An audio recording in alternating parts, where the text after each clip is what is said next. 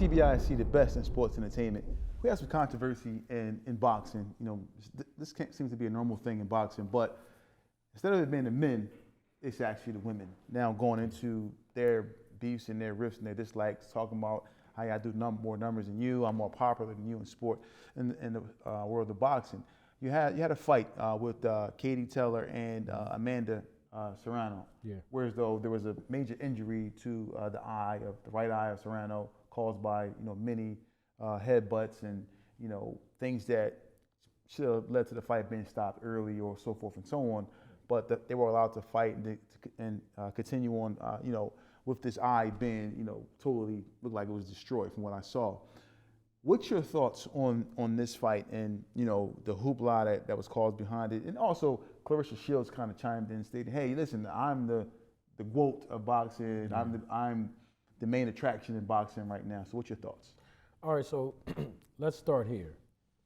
This was the second time that Katie Taylor and Amanda Serrano fought. Mm-hmm. The first time that fight was, it was close, but I had Serrano winning that first fight. That's just me. Okay. I think she did a tremendous job. Of course, Katie Taylor, she is very, very marketable. She's very popular, has a lot of experience in women's boxing, professionally speaking. But I think she lost the first fight. Very, very close though.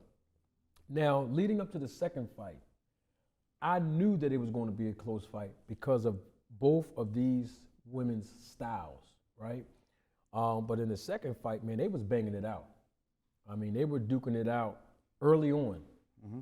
Now, I want to say this. The referee, to me, could have improved. He could have done a better job because those headbutts were excessive on Katie Taylor's part. I mean, she just kept doing it. Mm-hmm. And the referee, in my estimation, in my experience as a USA boxing ref and official, he should have warned her the first time. And then the second time, any headbutt that she caused, mm-hmm. it should be a point taken away, subsequently following. Yeah. Gave you a hard warning. Right after that, I'm taking points away. Now, what that would have done is it would have allowed Katie Taylor to start making adjustments with her style a little bit and not lead with her head. Mm-hmm. I don't think all of the headbutts were intentional. But at the same time, the referee waited too late. I mean, at that point, she had a big gash over, her eyebrow. And that's one of the hardest cuts you can stop in boxing because it gets bigger and bigger and bigger. Yeah. And of course, that affected Serrano's style because now she had to change her style up just a little bit so that she wouldn't get headbutted anymore. Correct. And so that caused a lot of controversial comments from the fans, from the media, commentators, etc. Mm-hmm. There was a question about them fighting again for a third time, and I think they fought twice already. These women went to war in 2 different fights under a matter of 2 years. I say, look, take it the way you want to take it for what it's worth. If Serrano would have won, then it would be more understandable for it to be a rubber match, a third fight. The question becomes, will the fans of boxing, the fans of women's boxing, want to see this fight again? Mm-hmm. Because you got to understand, if they fight again, it's a possibility based on their styles. It'd be the same outcome. She might get headbutt again. Yeah. So she have to think about that. So I think it should be based on what the general consensus are. Yeah. If the fans want to see this fight again, why not? If both women are willing to fight again, and I think because they're warriors, they probably are. Mm-hmm. But hey, it was a controversial decision. Serrano lost. It was close, but I think Serrano, to me, I think she stepped off of the gas just a little bit towards the end. Mm-hmm. And that may have been one of the determining factors of the judges looking at what Katie Taylor was doing opposed to what Serrano wasn't doing. Mm. And I'm not justifying her a win. I'm just saying these things happen a lot in boxing. where the person that's more aggressive and more effective, they usually come out on top. I wouldn't mind seeing them run it back because it was a good fight. And we don't see a lot of women's boxing, you know, in that magnitude where they just banging it out often. We don't see women's boxing as often as we see the men's boxing anyway. Yeah. So anytime you get a good fight like this, especially with these two warriors, these two world champions, because, you know, Serrano's, she's definitely unified, right? Let them run it back. But it all depends on what the market is talking about, of how much networks are willing to pay for it. And is it going to end the same way it ended the first two times in controversy? So, flip side, you know, even with that fight, you know, possibly being a rubber match at some point, there was some state the claim of, you know, supremacy in the boxing, in the women's boxing world. Yeah. Just want to state her name, Claressa Shields. Yeah. Her thoughts and her comments about this, you know, this fight and her being the GOAT, as I mentioned earlier. What's your thoughts on that, on those comments she made in regards to Amanda Serrano and Katie Taylor? Here's the thing. Claressa Shields, she is who she is, right? And we all accept who she is. Obviously, she is a multiple division world champion, very talented woman. Yes, I agree. But I have to say a couple of things about Claressa Shields, and this might not be politically correct because I'm not a politically correct person. I just look at what's right and wrong, and then I deal with the consequences of standing on truth. Now let's talk about Claressa Shields. First and foremost, I already gave the disclaimer. She is a talented world champion. We can't take that away. Her comments were based on the views that these women, Katie Taylor and Serrano, received based on them being on the undercard of a Mike Tyson versus Jake Paul main event, where obviously Cameron, the rapper, he made a statement that, 50 to 60 million people watched this fight, and it put more eyeballs on women's boxing. And that's true. Claressa Shields took offense to that. And she was the only woman that I know of that's actively involved in the sport of boxing as an athlete that made a public statement about her being the GOAT and her basically putting women's boxing on the map by having 2 million or 2.1 million views in one of her fights. Because I think Cameron made a statement that that was the biggest viewed female women's boxing event or boxing fight, right? But my thing is this. Claressa Shields, and this is not to knock Claressa, but we got to keep it 100 and be real. Claressa Shields did not gain all of those views by herself. Let's be clear now. And this is not a knock on Mark Taffet, her manager. He's been doing a tremendous job marketing her. This is not an indictment on Claressa Shields. But at the same time, she's been match made in there with women that are not of American descent, okay? So we have to look at that as well, that she's not bringing the fan base, right? She's not bringing the fans to the cookout. It's typically the dance partner that she's in the ring with.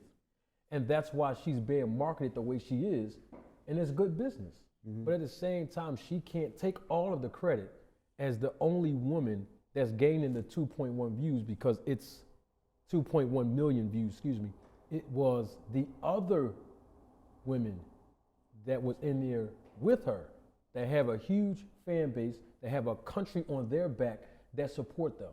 And this is not an indictment on her, but we need to start seeing Claressa Shields not just step up her level of competition, but it's time for her to start fighting at home in America. Now, she did fight in, you know, her hometown, which was great.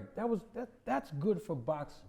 But what's not good for boxing and what's not good for Claressa Shields' brand is Claressa Shields' attitude. At some point, as a woman, particularly a woman that's representing the black culture, she has to have a level of decorum about herself, you know, because that hurts her brand. I mean, her talking about she's going to beat up Cameron, a man, a grown man, her trying to go in there and fight Keith Thurman, because she says she's willing to fight him, a man. that hurts the brand, okay? Because it rubs other men the wrong way. And what we need for Claressa to do is be a more responsible example for the younger generation, for the young ladies that's coming up in the boxing game of how to conduct themselves. And I mean, it's good to talk trash against an opponent, but when you're talking trash against civilians and media people and rappers and other people that's not in your weight class, like Alicia Baumgartner, there's no place in boxing for all of the extra antics. For women's boxing, bad enough they don't get the press or the money, right, compared to men's boxing.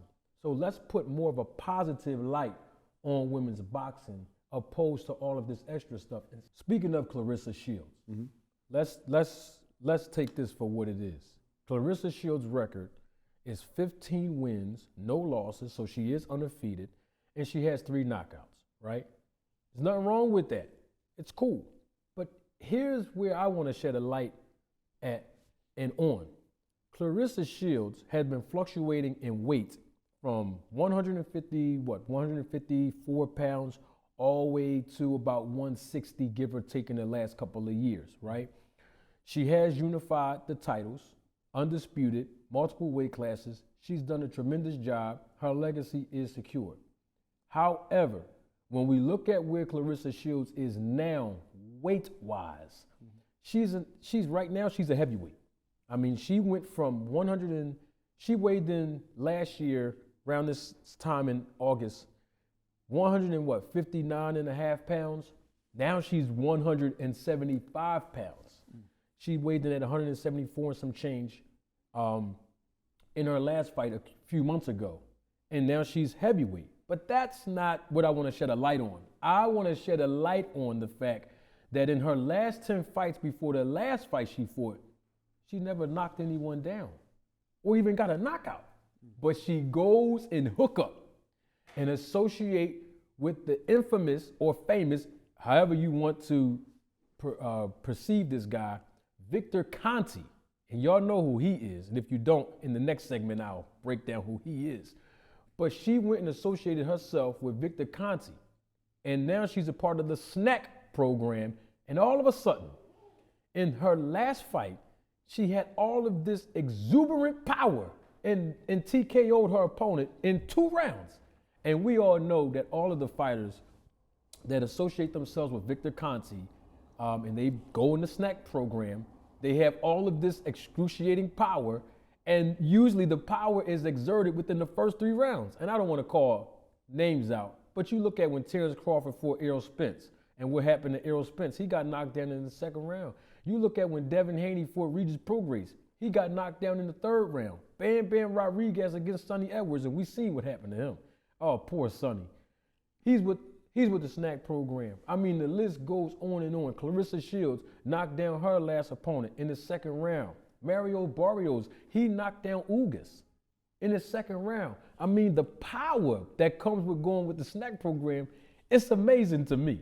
And I look forward to seeing Claressa Shields, continue to make history in the sport of boxing, but she just have to tone it down just a little bit and start promoting positivity even when things don't go her way and when people say things that she don't like. You heard it here first. It's TBISE, the best in sports entertainment. MegaCare LLC, giving you an abundance of what you need. Do you know that MegaCare LLC has been top rated in home care since 2020? If you have a loved one, a neighbor, a friend who needs home care, if you're looking for top pay, 401k, benefits, health, call now, 215-644-8341. That's 215-644-8341.